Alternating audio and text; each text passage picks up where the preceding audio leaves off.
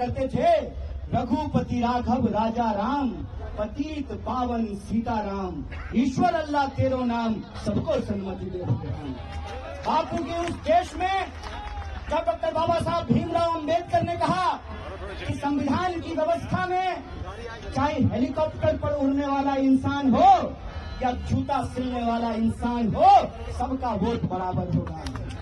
यह जो संविधान की ताकत है, उस संविधान की ताकत को आप कमजोर कर रहे हैं। एक सवाल मैं आपसे पूछना चाहता हूं, इस देश में सरकार बनाने के लिए 280 सीट काफी है। इस देश में बेरोजगारी समाप्त करने के लिए 280 सीट काफी है। इस देश में महंगाई खत्म करने के लिए 280 सीट काफी है। आप तमाम नागरिक अपने दिल पे हाथ रख करके जरा सोचिएगा कि 400 सीट इनको क्यों चाहिए। ऐसा कौन सा काम है जो ये नहीं किए हैं और करना चाहते हैं? कि कौन सा टेलर की बात कर रहे हैं और ये कौन सा फिल्म हमको दिखाना चाहते हैं, इसके बारे में आप विचार कीजिएगा। इसीलिए आज जब हम आपके बीच आए हैं तो 3 मुख्य बिंदु पे आपको ध्यान देना पड़ेगा। पहला, मैं प्रत्याशी नहीं हूं। नॉर्थ ईस्ट दिल्ली के अंदर जो 24 लाख लोग हैं वो प्रत्याशी हैं, उनको प्रत्याशी बनना पड़ेगा। ये बात मैं इसलिए कह रहा हूं कि आप सोचिए, दिल्ली में 7 सीट है, 6 सीट पे टिकट काट दिया गया। साहेब सिंह वर्मा जी का बेटा का टिकट काट दिया गया और सुषमा स्वराज जी की बेटी को टिकट दे दिया गया। अरे परिवारवाद। सवाल ये है कि क्या वो 6 सांसद काम नहीं करते थे?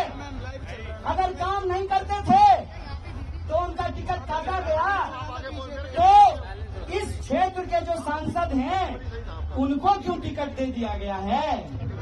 इस पर जरा आप लोग विचार कीजिएगा। और वो विपक्ष को गाली देते हैं, प्रधानमंत्री जी के नाम से वोट मांगते हैं, लेकिन ये नहीं बता पाते हैं कि 10 साल में उन्होंने नॉर्थ ईस्ट दिल्ली की जनता के लिए क्या किया है। आजकल मीडिया वाले लोग यहाँ खड़े हैं, मीडिया वाले कहते हैं कि 14,000 करोड़ का काम किया है। मीडिया में वो बोल रहे हैं। आप लोग बता दीजिए, माननीय सांसद जी का 14,000 करोड़ का काम दिखाई देता है? इसका क्या मतलब है? इसका क्या मतलब है? या तो सरकार ने 14,000 करोड़ रुपया दिया नहीं, या 14,000 करोड़ अगर रुपया दिया तो उसका हुआ क्या?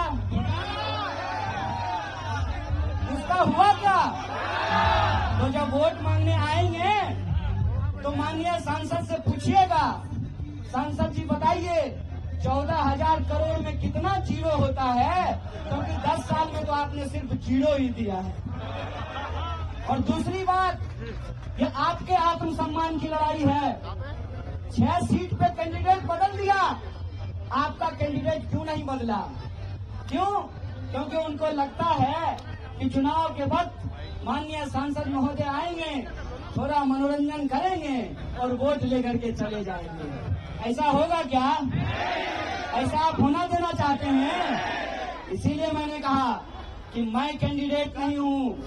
आपको अपने हक और अधिकार के लिए नॉर्थ ईस्ट दिल्ली में रहने वाले जो आम लोग हैं, अपने आत्मसम्मान के लिए इस बार प्रत्याशी बनना पड़ेगा। आपको चुनाव लड़ना पड़ेगा। बोलिए, चुनाव लड़ेंगे? आप सब प्रत्याशी हैं ना? आप सब एमपी हैं ना? तो अभी एक मीडिया वाले पूछ रहे थे कि कुछ नेता नाराज हैं। नेता नाराज हो जाए तो हो जाए मैडम, जनता नहीं नाराज होना चाहिए। और जनता जिससे नाराज हो जाती है ना, कितना भी सेटिंग गेटिंग कर लीजिए, ऐसा परसेंटेज बढ़ाएंगे ना नॉर्थ ईस्ट दिल्ली के लोग कि सब सेटिंग घर में ही रखा रह जाएगा। और आखिरी बात ये कि मेरी कहानी और आपकी कहानी बहुत अलग नहीं है। जब मैं पहली बार दिल्ली में सांसद का प्रत्याशी बना कांग्रेस पार्टी की ओर से, इंडिया अलायंस की ओर से, तो सबसे पहली प्रतिक्रिया आई कि मैं बाहरी आदमी हूं। बोलिए, बिहारी आदमी को बाहरी कहना ही कोई नया बात है? बिहारी को तो बाहरी कहते हैं ना जी। लेकिन याद रखिएगा कि बिहारी जिसको आप बाहरी कहते हैं, वो अगर आता नहीं तो आपका रोड नहीं साफ हो पाता, आप टेम्पू पे नहीं चढ़ पाते, आपकी सड़कें नहीं बनती, आपका बिल्डिंग नहीं बनता। और हम खाली मजदूरी नहीं करते हैं, हम गृह मंत्रालय जहाँ जैसा के पप्पा बैठते हैं वहाँ सेक्रेटरी भी बनते हैं। और ये इस देश के संविधान की ताकत है कि एक आंगनबाड़ी का बच्चा भी पीएचडी करके ऑल इंडिया रैंक 1 ला करके अपने नाम में शान से डॉक्टर कन्हैया कुमार लगा सकता है। ये इस देश के संविधान की ताकत है। इसीलिए मैं आप सबसे ये अपील करता हूं, आप जानते हैं कि नॉर्थ ईस्ट दिल्ली में 10 विधानसभा है और हमारे पास कोई साधन संसाधन नहीं है। हमने जो है कोई दवा कंपनी बनाने वाली बेईमान कंपनी से इलेक्टोरल बॉन्ड से चंदा नहीं लिया।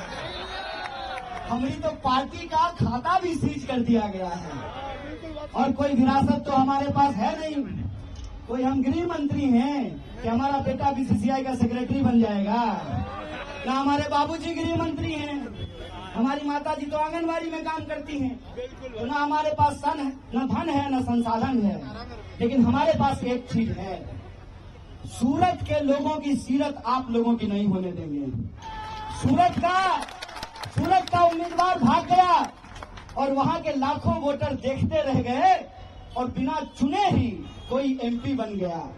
यहां खड़ा होकर के हम इस देश का नमक खाए हैं, आपके सामने ये शपथ लेते हैं कि हमारे शरीर में, हमारे रगों में आखिरी कतरे तक हम अन्याय के खिलाफ न्याय के लिए लड़ते रहेंगे, हम भागने वाले नहीं हैं। इसीलिए आपसे हम अपील करते हैं कि ये लड़ाई अन्याय के खिलाफ न्याय की लड़ाई है और इस न्याय की लड़ाई में बोलिए आप न्याय योद्धा बनने के लिए तैयार हैं कि नहीं हैं? अगर आप न्याय योद्धा बनने के लिए तैयार हैं तो इस लड़ाई को हम पूरी शिद्दत से लड़ेंगे। आप अपनी आखिरी सांस तक लड़ेंगे, आप अपने आखिरी खून के बूंद तक लड़ेंगे, इस बात को याद रखिएगा। और सबसे आखिरी चीज, आज अगर इस मंच पे खड़ा होकर के प्रत्याशी बन करके मैं अगर भाषण दे पा रहा हूं, सरकार के आंख में आंख डाल करके मैं सवाल पूछ रहा हूं, उनकी टैंकों से नहीं घबरा रहा, उनकी ईडी से नहीं घबरा रहा, उनकी बंदूकों से नहीं घबरा रहा, उनकी जेल से हमको नहीं डर लग रहा, क्योंकि हमारे पास संविधान की ताकत है। इसीलिए आज की नामांकन रैली में हम हाथ में प्रस्तावना लेकर के आए हैं। जब हम कहते हैं कि ये न्याय का आरंभ है, तो ये आरंभ तब तक अंजाम पर नहीं पहुंचेगा जब तक हम अन्याय को हरा नहीं देते हैं, अन्याय को पराजित नहीं कर देते हैं। इसीलिए आप सबसे मैं कहना चाहता हूं, ये तो बस शुरुआत है। एक नेता है देश में, कहते हैं कि टेलर दिखाएंगे, साहेब हम आपको असली सिनेमा दिखाएंगे, हम आपको असली सिनेमा दिखाएंगे, हम आपको असली सिनेमा दिखाएंगे, क्योंकि मेरा नाम कन्हैया है और भगवान श्री कृष्ण का जन्म जेल में हुआ था। आपने हमको जेल में डाला, आप इस देश के विपक्ष के मुंह पर ताला लगाना चाहते हैं।